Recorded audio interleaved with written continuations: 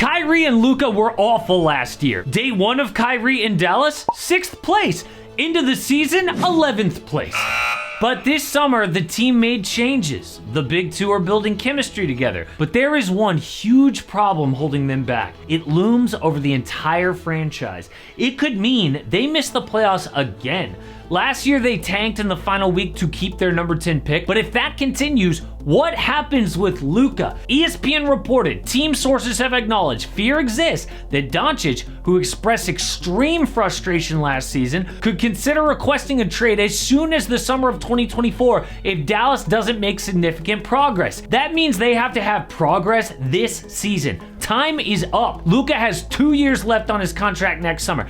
That's when a trade demand starts to become a reality. But with this roster, you worry about a lot more. Bad chemistry if they lose, pouting on and off the court, distractions with Kyrie. So to make the playoffs, are they better than the Nuggets, first place last year, Grizzlies, the Kings, the Suns? Is Dallas better than the Clippers or the Warriors, the Lakers, T-Wolves, Thunder, or Pelicans? Are the Mavericks better? They have to be to make the postseason. When you look at this list of teams, what do you think? So we will make predictions about the West and the Mavs, but what is their big problem? Well, you can see it in their roster. Dallas panicked and traded for Kyrie at the deadline last year. As a big two, he and Luka were actually amazing on offense. Dallas, with them together, had a plus 4.2 net rating. To put that in perspective, that is a top 5 NBA team, but their record was 5-11. Why did they lose so much with such great stats? But first, today's video is sponsored by Underdog Fantasy. Quick note, if you want to be in an AM Hoops Fantasy Basketball League, join the Discord. We're going to do drafts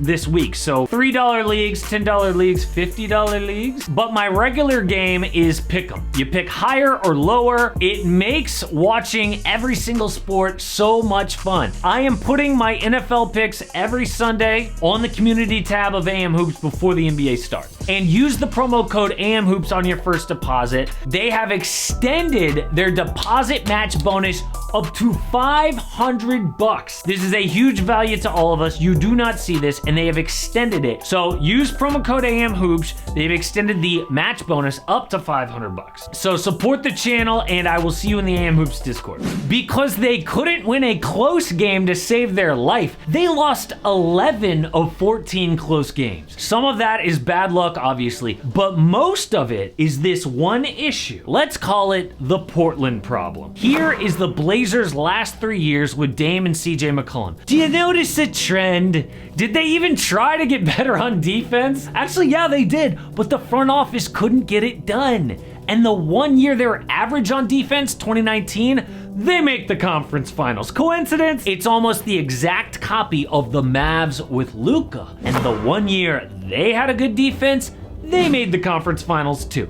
It's so easy. Put a decent defense around Luka, he'll handle the offense by himself. So what do they do to fix it? Well, the big problem was rim protection. The blueprint to beat Dallas is points in the paint. I mean, even when Luka is scoring 40 and 42 points, the Warriors beat them because scoring inside was so easy. Last year, JaVale McGee, Christian Wood, failed. So this offseason, they tried again. After re-signing Kyrie and adding Seth Curry for offense, they traded for physical defender Grant Williams, turned one pick into two, drafting both defense, Derek Lively and Omax Prosper, then added Rashawn Holmes, and we'll have a healthy Maxi Kleba. And remember how bad it was to trade Dorian Finney-Smith for Kyrie? He was your best defender. Well, they hope Josh Green takes that kind of leap. But none of that stops the points in the paint. And if they're relying on rookie Derek Lively inside, it'll be a bloodbath. So what they hope is they have enough wing defense to improve just enough to be average. Do you know how dangerous Dallas would be with the #1 offense and an average defense? It's called the Denver Nuggets. They were 15th last year and won a championship. So how good can the Mavericks actually be? Their goal is to be 6th place and avoid the play-in. Can they do it? Well, let's predict this year's standings. Last season's #1 seed, the Denver Nuggets. Losing Bruce Brown hurts. But remember how dominant they were in the playoffs? 16-3 against the Wolves, Suns, Lakers, and Heat. I cannot pick against them for the 1 seed. But number 2, the LA Lakers. I know people are going to hate this, but after the trade deadline, the Lakers were 18-8, easily the best team in the West. The front office got rid of Russ and made them a more well-rounded team. In the playoffs, they beat the Warriors to make the conference finals. I'm sorry, Laker haters.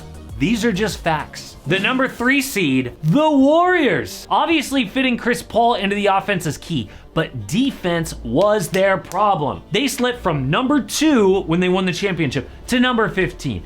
However, Gary Payton and Andrew Wiggins will be healthy. They only played a combined 59 regular season games last year. I think Steph is an MVP candidate, and they bounce back. 4th place, the Suns. They have the talent of a 1 seed, but injuries will be a huge factor. KD and Bradley Beal have been injury prone. Yusuf Nurkic has been banged up for years. Also, Devin Booker at point guard is an awkward fit, but way too much talent to slip below 4th. Number 5, the Grizzlies. They are missing Ja for a third of the season. That is huge. And when he comes back, they'll have to shift around roles for the guards, like Desmond Bane, move over here, Marcus Smart, Derrick Rose. Obviously, Triple J and Bane are great, but they're missing Brandon Clark the entire year with that Achilles tear. It's a big slip from 2 to 5, but they still avoid the play-in. And at 6, the Clippers. If they stay healthy, this prediction's actually way too low. Obviously, though, cannot ignore the issues with their franchise player. But number 7 is the Kings. It's a bold projection, but they got so lucky with health last year. I mean, they led the NBA with fewest players out for injury. If you combine that, they'll have injuries, with the 25th ranked defense, and they didn't really reshape the roster, I think they fall back. And below them, we're getting low here, the Timberwolves.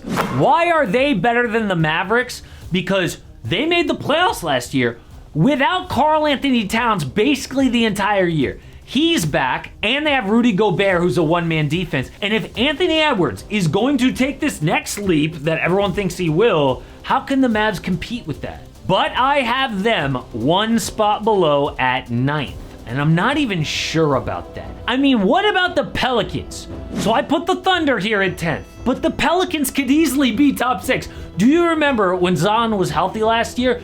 All the way to Christmas, they were 2nd place behind the Nuggets. We were talking about the Pelicans like maybe they can win a championship, and they're not even in my top 10, and the only reason is because I cannot rely on Zion's health. We never have been able to. But if he's healthy, the Pelicans could crash this entire thing. So the best case scenario for the Mavs, my predictions are wrong, they usually are, and the Mavs finish 5th. Okay? Not better than the Nuggets, Lakers, Suns, or Warriors. That's the best case. Worst case, they miss the playoffs again, and it will be because they couldn't fix the defense. Don't get fooled. We're gonna hear people say, oh, Kyrie and Luka can't win together. Kyrie and Luka are not the problem, okay? They are both offensive geniuses. Kyrie has played with so many ball-dominant superstars and made it work. This is the Portland problem.